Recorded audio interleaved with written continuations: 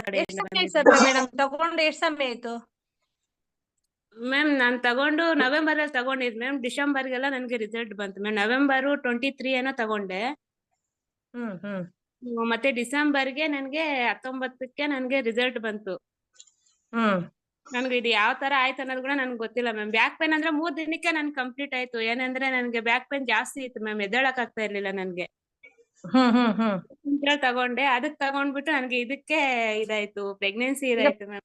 Pregnancy ಈಗ ನಿಮ್ಗೆ ತಗೊಂಡು ಯೂಸ್ ಮಾಡಿ ಎಷ್ಟು ತಿಂಗಳ ನಂತರ ಪ್ರೆಗ್ನೆನ್ಸಿ ನಿಮ್ಗೆ ಕನ್ಫರ್ಮ್ ಆಯ್ತು ಮ್ಯಾಮ್?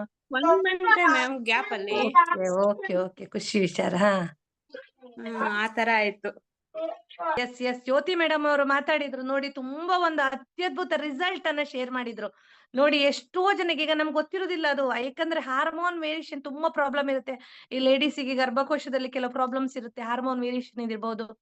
ತುಂಬಾ ಒಂದು ಅದು ಏನಾಗತ್ತೆ, ರಿಸಲ್ಟ್ ಬಂದಲ್ಲಿ ಹಾರ್ಮೋನ್ ಅಲ್ಲಿ ಕೆಲವು ಸೆಲ್ಸ್ ಆಕ್ಟಿವ್ ಆಗತ್ತೆ, ಆಗ ನಮ್ಗೆ ಪ್ರೆಗ್ನೆನ್ಸಿ ಕನ್ಫರ್ಮ್ ಆಗುತ್ತೆ. ತುಂಬಾ ಪ್ರಾಬ್ಲಮ್ ಇದ್ದವರಿಗೆ ಇದು ಯೂಸ್ ಆಗುತ್ತೆ. ಇದು ಮೆಡಿಸಿನ್ ಅಲ್ಲ, ಅರ್ಥ ಮಾಡ್ಕೊಳ್ಳಿ. ಇದು ತುಂಬಾ ಒಂದು ಅತ್ಯದ್ಭುತ ರಿಸಲ್ಟ್ ಅನ್ನ ಅವರು ಶೇರ್ ಮಾಡಿದ್ರು. ತುಂಬಾ thank you so much madam, thank you so much. ಅದೇ ರೀತಿ ಕೆಲವರಿಗೆ ಅಂತ ಪ್ರಾಬ್ಲಮ್ ಇದ್ದವರಿಗೆ ನೀವು ಕೂಡ ಶೇರ್ ಮಾಡಿ ಅಂತ ನಾನು ಹೇಳ್ತಾ ಇದ್ದೇನೆ.